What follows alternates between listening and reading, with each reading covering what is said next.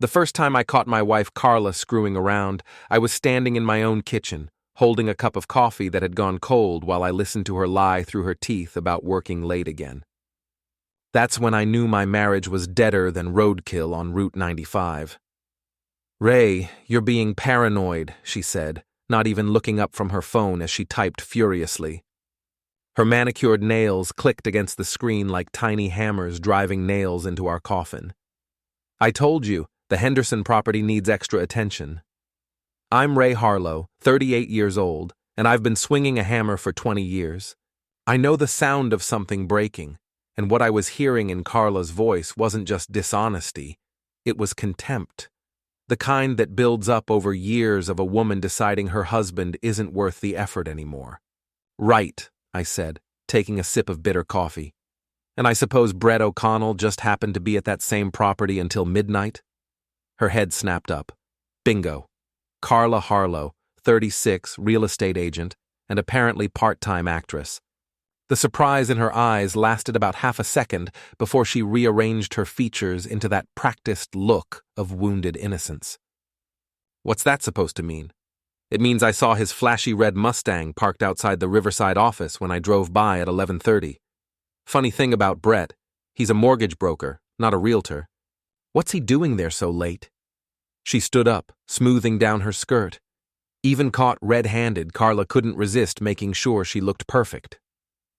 "We were discussing financing options for potential buyers.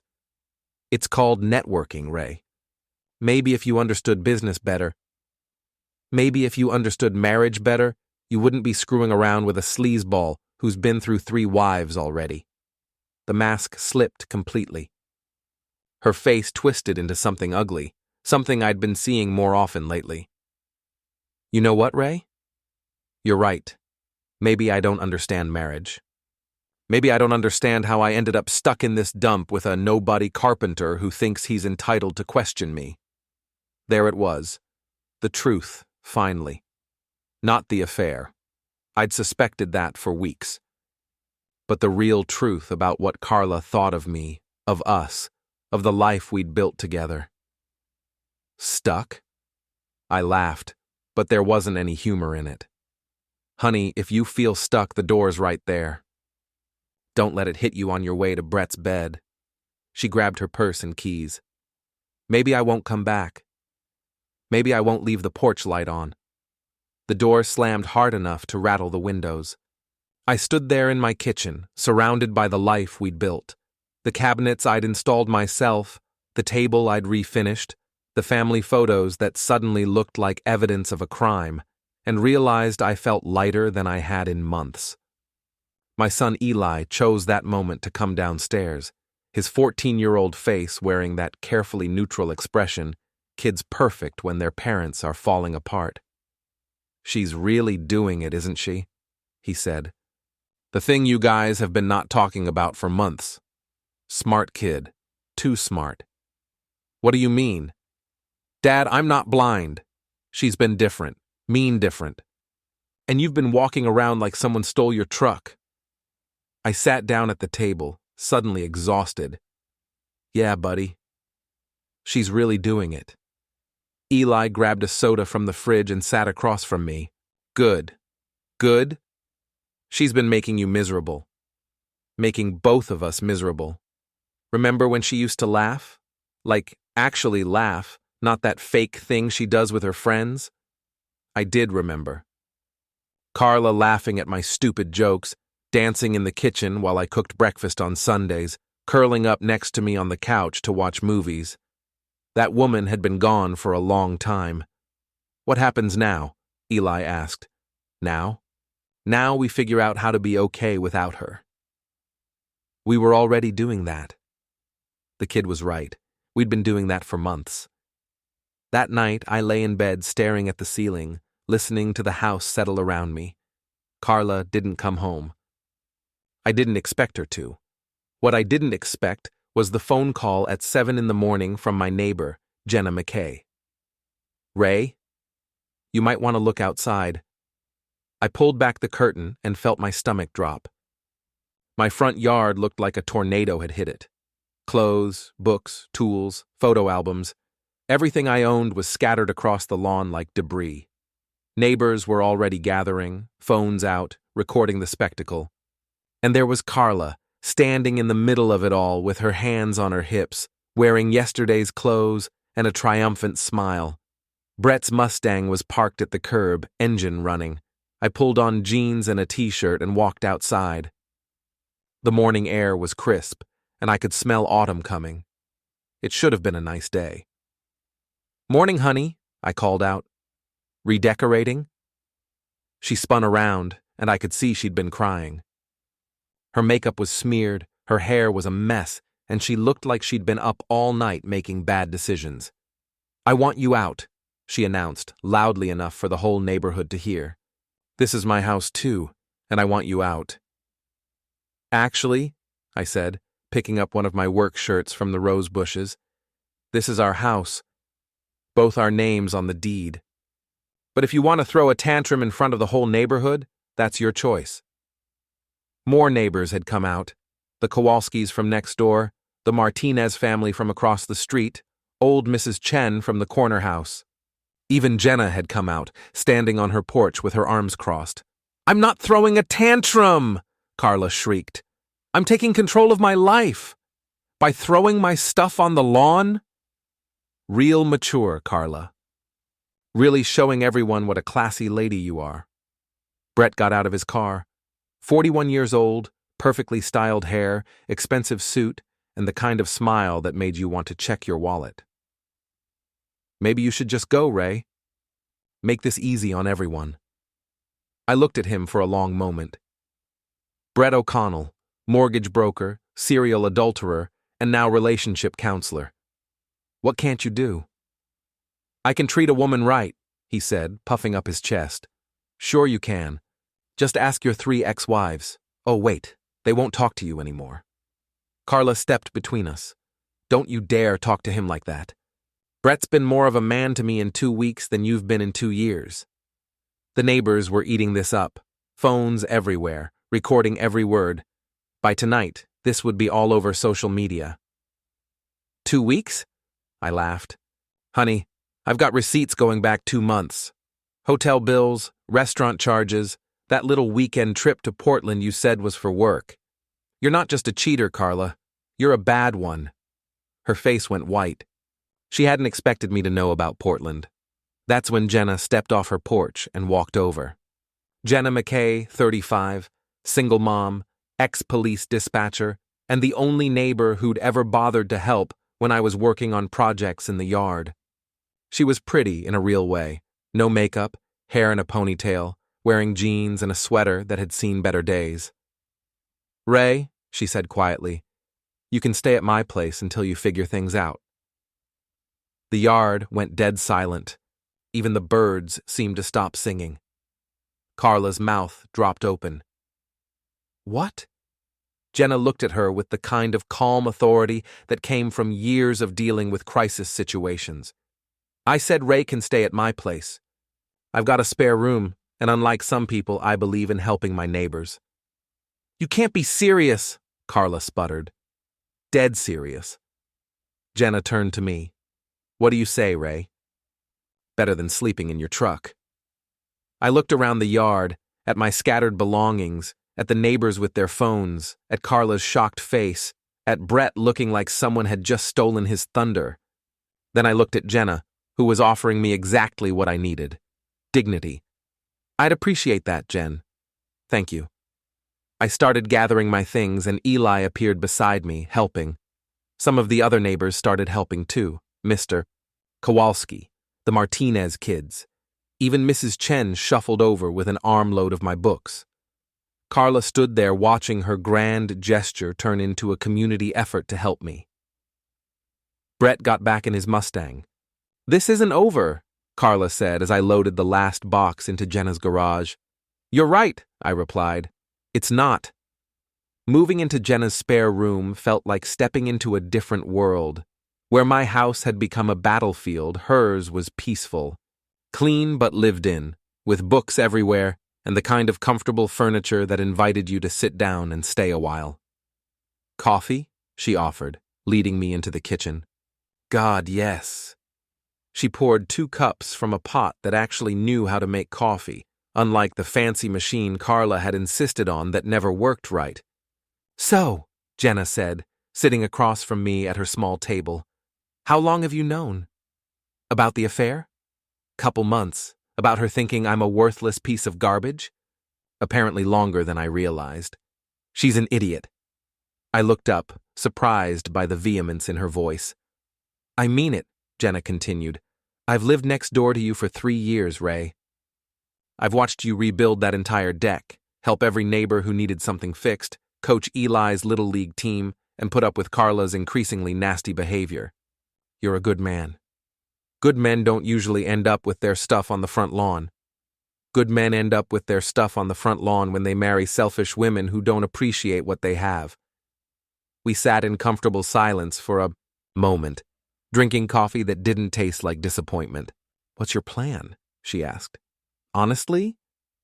I don't have one yet, but I'm going to figure out exactly what Carla and Brett have been up to, and then I'm going to make sure everyone knows the truth." Jenna smiled. "Need help?" That afternoon, while Carla was presumably at work, or doing whatever she was calling work these days, I met up with my best friend Tommy at his garage. Tommy Rodriguez was 40 years old, built like a truck, and had been fixing cars since we were teenagers. More importantly, he was loyal as a dog and twice as mean when someone messed with his friends. "So she threw your stuff on the lawn?" Tommy wiped his hands on a greasy rag, grinning. "Damn, Ray. That's cold even for Carla. Gets better." Brett was there, playing the conquering hero. "Brett O'Connell? That slick-haired piece of garbage? Man, Carla really knows how to pick them. I need to find out what they're planning, Tommy. This isn't just about the affair. There's something else going on." Tommy's expression got serious. "What do you need?" "Information. Brett's got a routine, right? He's a creature of habit. I need to know where he goes, when he goes there, who he talks to." "You want to follow him?" "I want to know everything about him. His finances, his reputation, his weaknesses. If I'm going to war, I need ammunition." Tommy nodded slowly. "My cousin Eddie works at the bank where Brett gets his financing. Might be able to tell us some things." "Nothing illegal, Tommy. I'm not going to jail over this." "Course not. But there's plenty of legal information that might be interesting, like how many mortgages Brett's had rejected lately, how many complaints have been filed against him, that kind of thing." We spent the next 2 hours planning what Tommy called Operation Discovery. It sounded stupid, but it felt good to have a plan. The first thing we discovered was that Brett O'Connell was not the successful businessman he pretended to be. According to Eddie, Brett's mortgage brokerage was hanging by a thread. He'd had 3 major deals fall through in the past 6 months, and there were rumors about some questionable practices. "Guy's desperate," Eddie told us over beers at Murphy's Tavern. "Desperate men make stupid choices." The second thing we discovered was that Carla had been lying about more than just working late. According to Jenna, who'd been keeping an eye on things, Carla had been meeting Brett at various locations around town for months. The hotel in Portland wasn't a one-time thing. "She's been planning this," Jenna said when I got back to her house that evening. "This isn't just an affair, Ray. She's been systematically checking out of your marriage." "What do you mean?" "I mean, she's been setting you up. The lawn tantrum wasn't spontaneous. It was calculated. She wanted to humiliate you publicly, make you look like the bad guy so she could play the victim." I thought about that. It made sense. Carla had always been image conscious, always worried about what people thought. If she was going to leave me for Brett, she'd want to control the narrative. "So what's the end game?" "My guess? She wants you to leave quietly so she can keep the house, get sympathy from everyone, and ride off into the sunset with Brett." "Well, that's not going to happen," Jenna smiled. "Good. Because I have some ideas." The next morning, I was drinking coffee on Jenna's porch when Carla's car pulled into our driveway. She got out wearing a business suit and her "I'm about to ruin someone's day" expression. Instead of going into the house, she walked straight over to Jenna's. "We need to talk," she announced. "No, we don't," I replied, not getting up from my chair. "Yes, we do. This situation is ridiculous, Ray. You're acting like a child." "I'm acting like a child? You threw my belongings on the lawn because you're screwing around with a sleazy mortgage broker, but I'm the child? I'm trying to be mature about this. We need to discuss the divorce terms." That got my attention. "Divorce terms?" "I've talked to a lawyer. I'm willing to be reasonable, but I want the house and primary custody of Eli." I stood up slowly. "You want the house. It makes sense. Eli needs stability, and I'm the one with the steady income." "Steady income from selling real estate and screwing Brett O'Connell?" Her face flushed. "My relationship with Brett has nothing to do with this." "Your relationship with Brett has everything to do with this. You don't get to cheat on me and then demand I give you everything." "I'm not demanding anything. I'm trying to be fair." "Fair would have been not screwing around in the first place." Carla looked around, noticing that several neighbors had come out to listen. Mrs. Chen was watering plants that clearly didn't need watering. The Kowalskis were suddenly very interested in their mailbox. "Can we please discuss this privately? You lost the right to privacy when you made our business public yesterday morning." "Fine." Carla straightened her shoulders. "I want you to know that I've documented your behavior, your drinking, your anger issues, your neglect of family responsibilities." I felt something cold settle in my stomach. "What drinking? What anger issues?" "You've been drinking more lately. Everyone's noticed, and your temper—" "I don't have a drinking problem or a temper problem, Carla. I have a cheating wife problem." "See? Right there. That anger. It's not healthy for Eli to be around." I stared at her, understanding flooding through me like ice water. "You're setting me up. I'm protecting my son. Our son. And you're not protecting him. You're using him as a weapon." Jenna appeared beside me. "I think you should leave now, Carla." "This doesn't concern you, Jenna." "Actually, it does. Ray's my guest, this is my property, and you're not welcome here." Carla looked between us, and I could see the wheels turning in her head. "Oh, I see what this is. You two have been planning this, haven't you?" Poor Ray, thrown out by his mean wife, rescued by the sympathetic neighbor. How convenient. "You're right," I said. "It is convenient. Convenient that there are still decent people in the world who help their friends. Something you might not understand." Carla turned and walked back toward her car, but she stopped halfway. "This isn't over, Ray. I'm going to get what I deserve." "Yeah," I called after her. "You are." That evening, Eli came over for dinner. Jenna had made lasagna, and we sat around her table like a normal family. It was the most relaxed meal I'd had in months. "Mom's really mad," Eli said, twirling cheese around his fork. I figured, "She keeps talking to her friends about you." Loud enough that I can hear. "She wants me to tell people you've been drinking and yelling." I set down my fork. "Have I been drinking and yelling?" "No more than any other dad. Less than Mr. Martinez, and nobody thinks he's a bad father." Jenna laughed. "Mr. Martinez yells at his lawnmower every weekend." "Exactly," Eli said. "Mom's making stuff up. She thinks I'm stupid. What do you want to do, buddy?" This is going to get ugly. Eli looked at me seriously. "I want to stay with you. Mom's become mean, like really mean. And Brett's a creep." "You've met Brett?" "He came over last night, acted like he owned the place.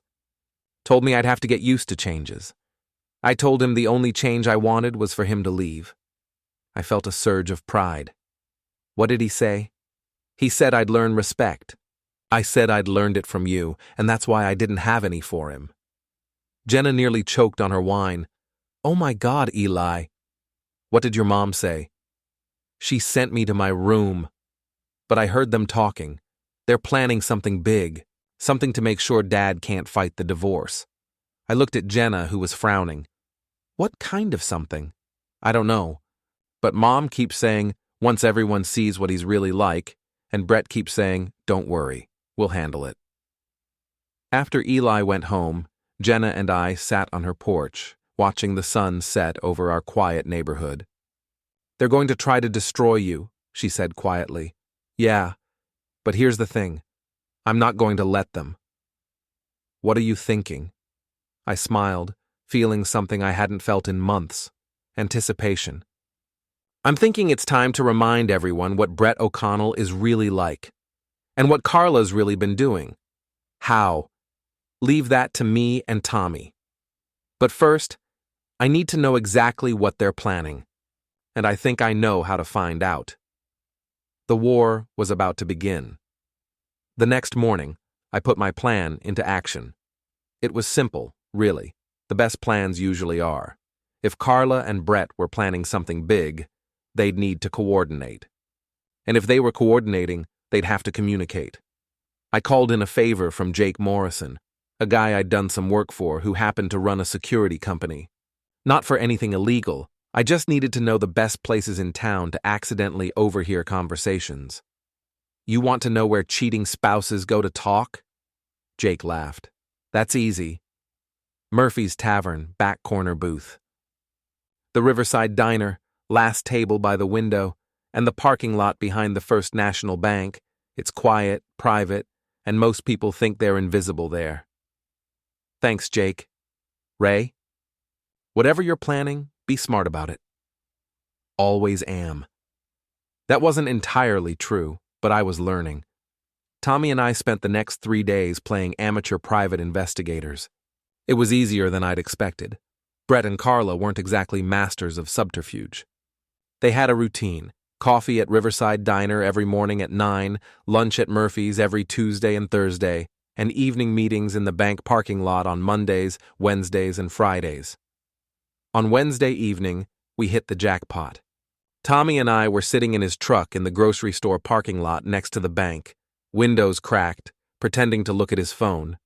Brett's Mustang was parked about 50 yards away, and we could hear voices carrying in the still air. Has to be public, Carla was saying. People need to see what he's really like. Are you sure about this? Brett's voice was nervous. If it backfires, it won't backfire. I've got 3 witnesses who'll say they've seen him drinking during the day. Mandy, Tasha, and Gina all agreed to back me up. My blood went cold. Mandy Peterson, Tasha Williams, and Gina Foster, Carla's 3 closest friends. They were going to lie for her. What about the kid? Brett asked. Eli will come around. Once he sees that Ray can't provide a stable home, he'll understand that staying with me is best for him. And if he doesn't, then we'll make sure the court understands that Ray's been poisoning him against me. Tommy grabbed my arm as I started to get out of the truck. Easy, he whispered. Let them finish. Saturday night, Carla was saying. The neighborhood barbecue. Everyone will be there. Ray always drinks at those things, and with everything that's been happening, he'll probably drink more. That's when we make our move. What exactly are we going to do? You're going to confront him, call him out for abandoning his family, for being a drunk, for being irresponsible. I'll play the hurt wife trying to protect her son. When Ray loses his temper, and he will, everyone will see what I've been dealing with. What if he doesn't lose his temper? He will, especially if you push the right buttons. Talk about Eli, about how Ray's setting a bad example. He'll snap. And then everyone sees the real Ray Harlow, the angry drunk who can't control himself, the man who's not fit to be a father. I'd heard enough. Tommy started the truck, and we drove away in silence. They're going to ambush you, Tommy said finally. Yeah, at the neighborhood barbecue, in front of everyone. Yeah. So what do? I smiled. We give them exactly what they want. Tommy looked at me like I'd lost my mind. What? They want a public confrontation? They want everyone to see the real Ray Harlow? Fine, But they're going to see the real Brett O'Connell, too. Back at Jenna's house, I laid out the plan. It was risky, but it had the advantage of being completely unexpected. You want to let them ambush you? Jenna looked skeptical. I want to control the ambush. There's a difference. Explain. They're expecting me to show up drunk and lose my temper when Brett confronts me. Instead, I'm going to show up stone sober and completely prepared. When Brett starts his little performance, I'm going to give everyone a performance of my own. What kind of performance? I pulled out a folder I'd been putting together for the past week. The kind that includes Brett's financial records, his history with married women, and a timeline of his relationship with Carla that goes back a lot further than anyone knows. Jenna's eyes widened. How did you get his financial records? I didn't. But I got enough public information to paint a very clear picture. Did you know Brett's been sued 3 times in the past 2 years? Twice for breach of contract, once for fraud. Did you know his mortgage brokerage is under investigation by the State Banking Commission? No. Neither does anyone else in the neighborhood. But they will. Ray, this is dangerous. If you're wrong about any of this, I'm not wrong. I've checked everything twice. It's all public record, all verifiable. Brett O'Connell is not the successful businessman he pretends to be. He's a con man who's been barely staying ahead of his creditors. And Carla? Carla's about to find out what happens when you hitch your wagon to a sinking ship. The neighborhood barbecue was held every year in Riverside Park, right in the center of our subdivision. Everyone came. Families, couples, singles, kids, dogs. It was supposed to be a celebration of community. This year, it was going to be a reckoning. I arrived at exactly 6 o'clock carrying a cooler full of soda and water. Not a drop of alcohol. Jenna walked beside me, and Eli met us at the entrance to the park. You sure about this, Dad? I'm sure, buddy. Just remember, no matter what happens, stay close to Jenna, okay? Okay. The park was already crowded. I could see Carla near the pavilion, surrounded by her friends. Mandy, Tasha, and Gina were all there looking nervous. Brett was standing a little apart from them, checking his phone. I made my rounds, greeting neighbors, helping set up tables, acting completely normal. Several people mentioned the lawn incident, but I just shrugged it off. Marriage troubles, I said. You know how it is. At 7:30, just as the sun was starting to set, Brett made his move. Ray! He called out loudly, walking toward me with his chest puffed out. We need to talk. The conversations around us died. Everyone turned to watch. Sure, Brett. What's on your mind? What's on my mind is that you abandoned your family. Carla and Eli need support, not some guy who runs away when things get tough. I nodded thoughtfully. You're right, Brett. Family is important. Speaking of which, how are your 3 ex-wives doing? A few people chuckled. Brett's face reddened. This isn't about me. Isn't it? Because I'm curious. When you were sleeping with Carla behind my back, did you tell her about the lawsuit from your last client? The one where you allegedly forged documents? The chuckling stopped. Everyone was listening now. I don't know what you're talking about, Brett said, but his voice had lost its confidence. Really? Because it's all public record. Case number CV 2023-4471, filed in county court 6 months ago. Margaret Hendricks versus Brett O'Connell and Associates.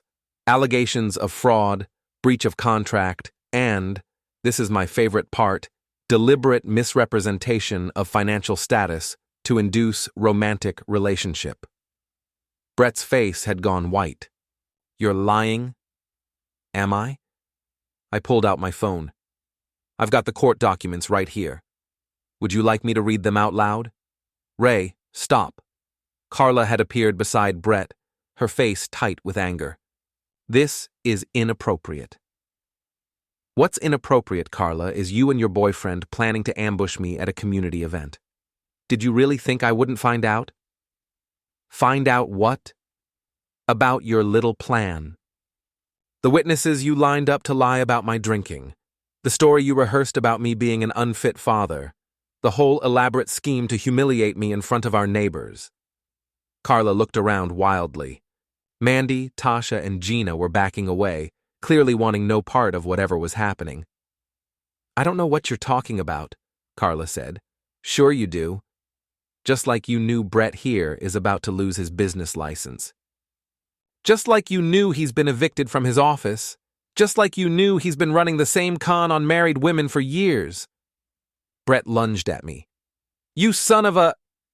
I stepped aside, and he stumbled, nearly falling. The crowd gasped. Easy there, Brett. Wouldn't want you to hurt yourself. You've got enough problems already. Ray, that's enough, said Mrs. Chen, stepping forward. You're right, Mrs. Chen. It is enough. It's enough lies, enough manipulation, enough games. I looked around at the crowd of neighbors.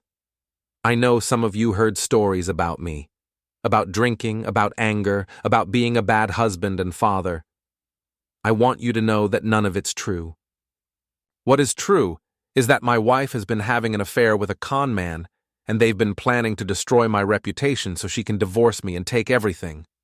Prove it, Carla snapped. I smiled. Okay. I pulled out my phone and played an audio recording. Clear as day, Carla's voice filled the evening air. He has to be public. People need to see what he's really like.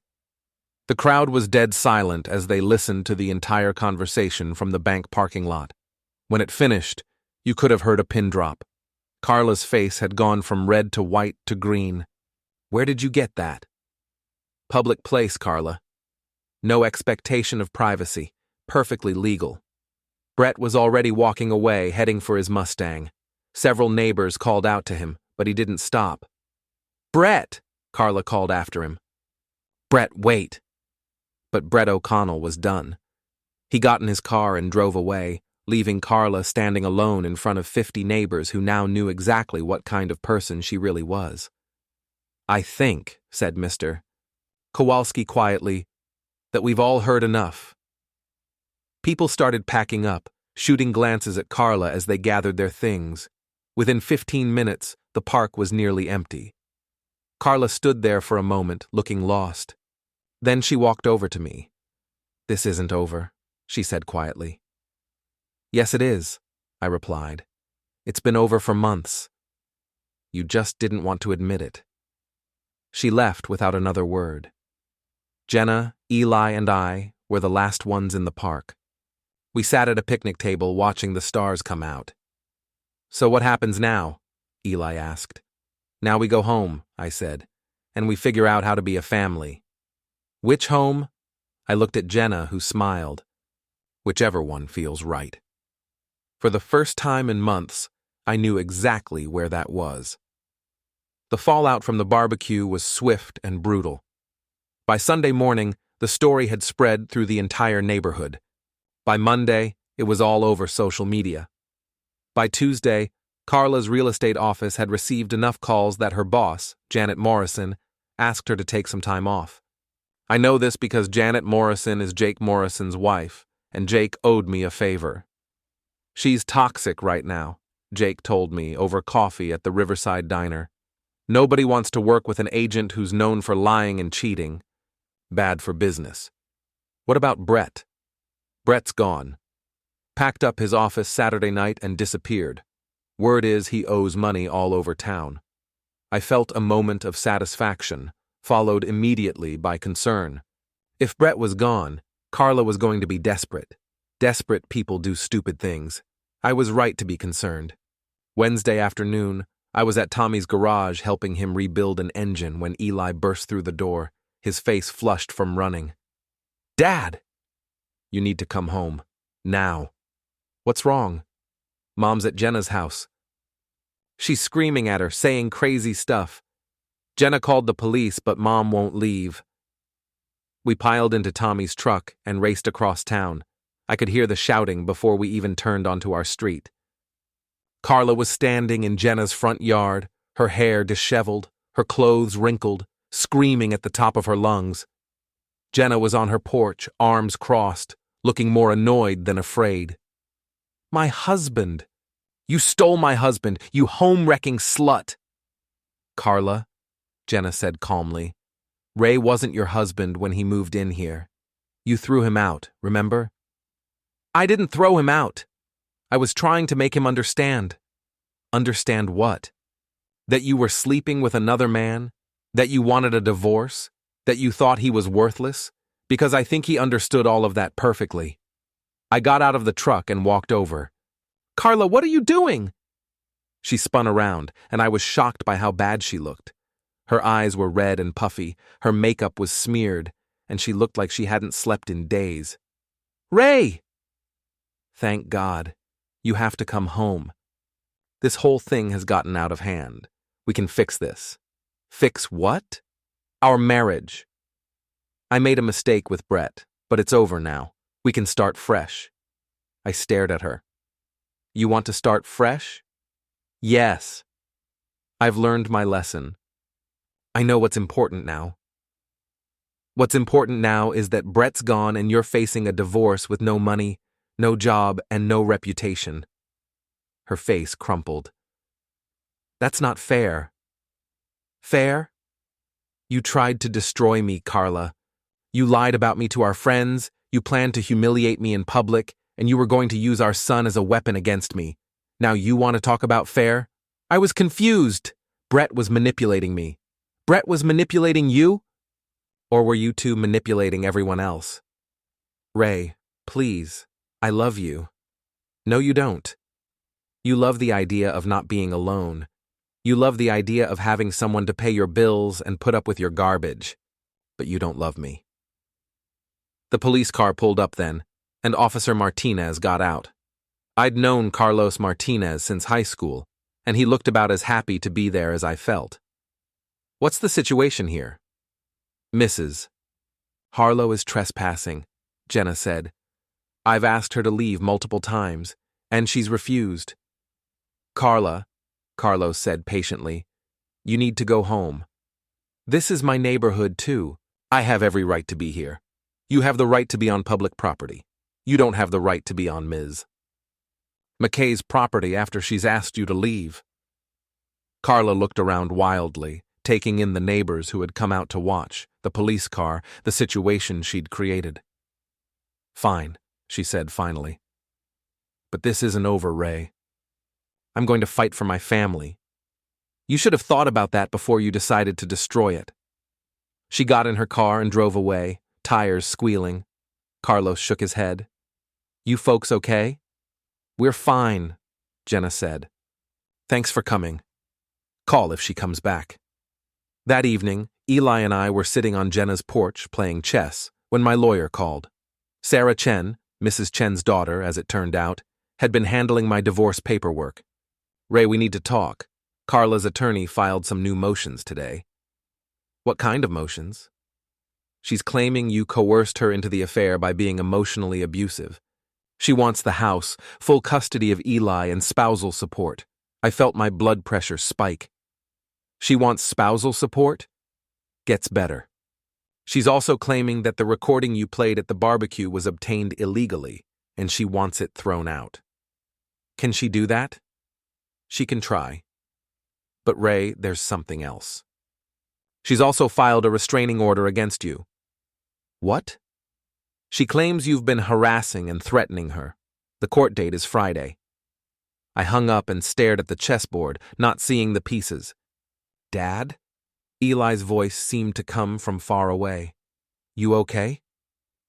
She's trying to get a restraining order against me. Jenna looked up from her book. On what grounds? Harassment and threats, none of which happened. But apparently, that doesn't matter. What does this mean? It means, if she gets it, I can't go near her or the house. It means she controls the narrative again. It means she might get everything she wants after all. Eli stood up, knocking over his king. That's not fair. She's the one who's been harassing us. Life's not fair, buddy. Then make it fair. I looked at my son, this kid who'd been handling his mother's breakdown with more maturity than she'd shown in months. What do you mean? I mean, stop letting her control everything. Stop being defensive. Stop trying to be the nice guy. Eli, no, Dad. Listen to me. Mom's been lying about you, lying about me, lying about everything. She threw your stuff on the lawn. She's been screaming at Jenna. She tried to ambush you at the barbecue. When is enough enough? He was right.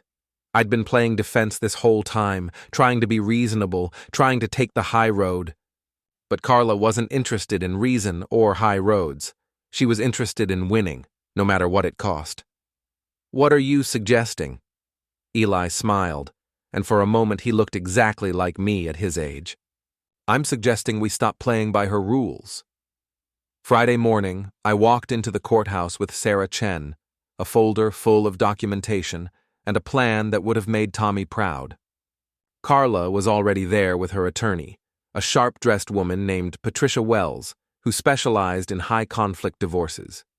Carla had cleaned herself up, new haircut, professional outfit, the whole wounded wife act. Your Honor, Patricia Wells began, my client has been subjected to a campaign of harassment and intimidation by her estranged husband. He's been following her, recording her private conversations, and making public accusations designed to destroy her reputation and livelihood.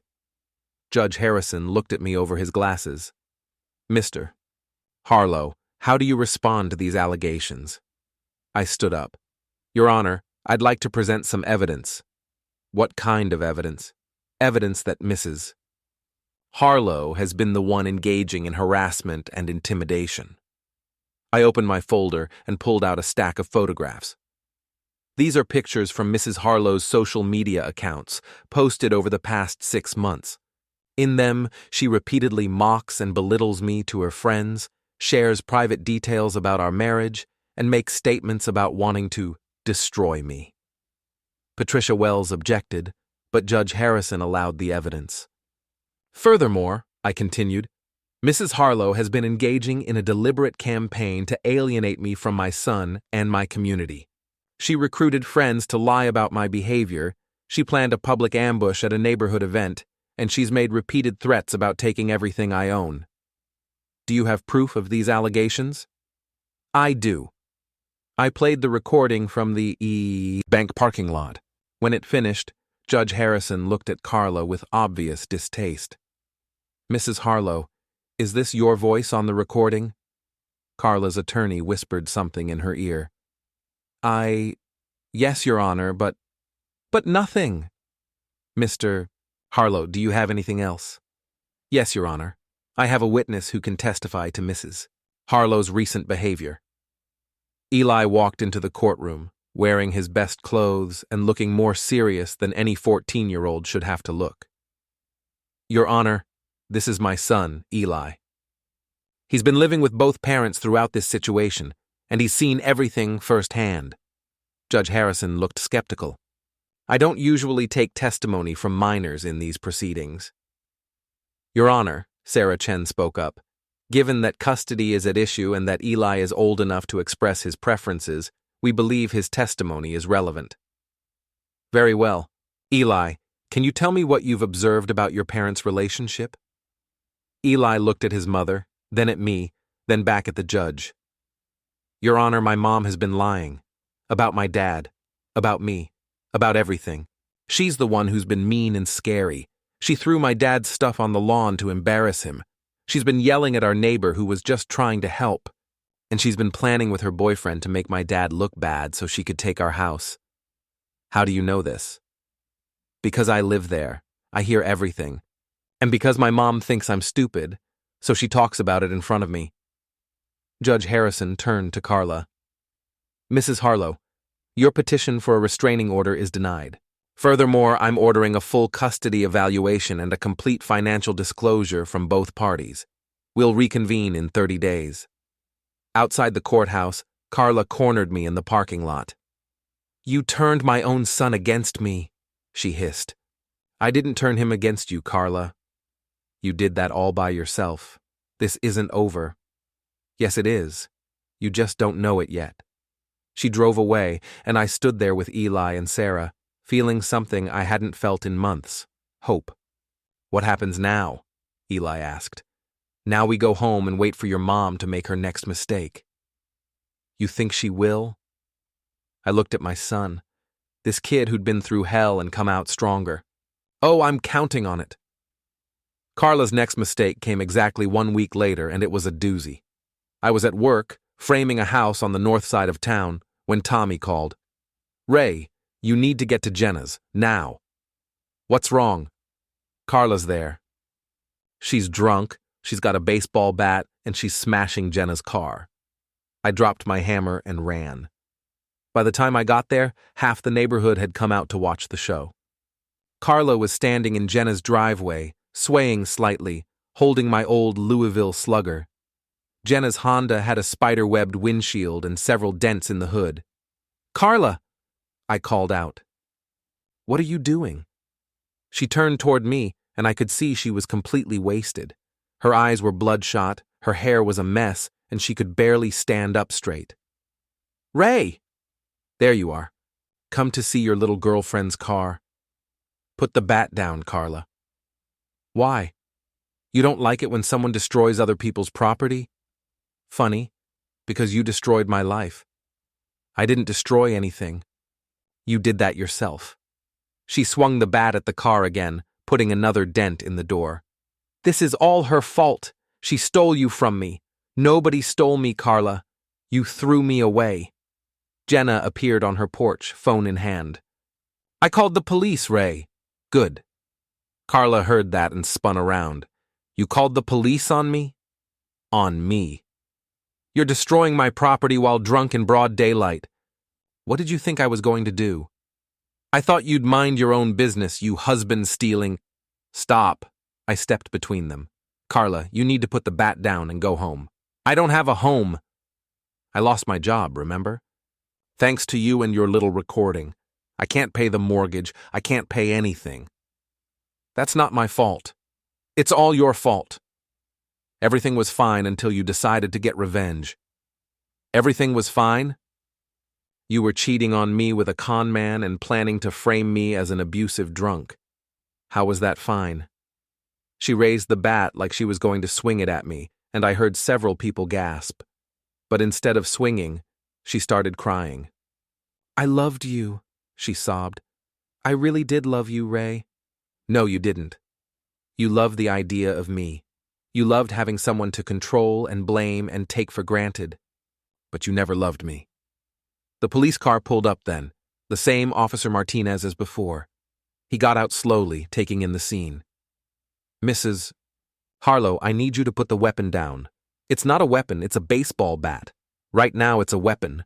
Put it down. Carla looked around at all the faces watching her, neighbors she'd lived near for years, people she'd smiled at and waved to and pretended to be friends with. Now they were looking at her like she was a dangerous stranger. She dropped the bat.